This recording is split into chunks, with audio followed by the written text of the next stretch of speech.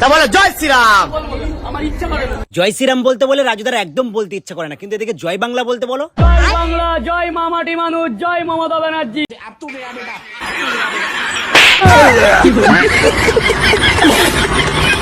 আমাকে রাজনীতির মধ্যে এনো না, আমি কোন রাজনীতিবিদ না। বলছি রাজুদা, তোমাকে কে রাজনীতির মধ্যে আনলো? তোমাকে বলতে বলা হয়েছিল জয় শ্রীরাম বলো, তুমি সেটা বলতে পারবে না কেন? মানে জয় শ্রীরাম বললে কি কেউ তোমাকে মারবে? জয় শ্রীরাম কি কোনো পার্টির নামে লেখা আছে? এই রাজুদার মতো কিছু মূর্খ লোকেরা ভাবে জয় শ্রীরাম বলে দিলেই তারা বিজেপি সাপোর্টার হয়ে যাবে, আর অপরদিকে দেবদা মানে তৃণমূলের নিজস্ব নেতারা জয় শ্রীরাম বলে ঘুরে বেড়াচ্ছে। 133 কোটি দেবদেবতা আছে, তার মধ্যে সবাইকে যে ভালোবাসতে হবে তা তো না। আরে মূর্খ দোচা, পাগলা দোচা, শ্রী রামচন্দ্র হলেন আমাদের সনাতন ধর্মের একজন শ্রেষ্ঠ দেবতা। বলছি রাজুদা, তুমি হিন্দু তো? হিন্দুত্ব হিসাবে জয় শ্রীরাম। না, অনেকে তার কাটা থাকে শুনেছি। আরে রাজু তো পুরো ফিউজ ওরা মাল।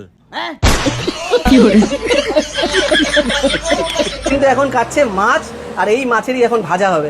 আমি কিন্তু পেটির দিক থেকে খাবো, আমার পেটি খেতে খুব ভালো লাগে। তোমরা একটু দাঁড়িয়ে থেকো, ও মা, রাজদা আবার কোত্থেকে চলে এলো এখানে? তোমরা একটু দাঁড়িয়ে থেকো, ঘন্টা দুয়েকের মধ্যে বিজেপির সব লোকজন কিভাবে পালায় ল্যাজ গুটিয়ে দেখো। আচ্ছা।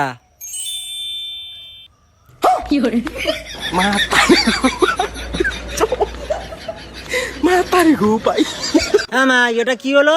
মনে হচ্ছে রাজদার উপর কাদা ছোড়া শুটিং চলছে।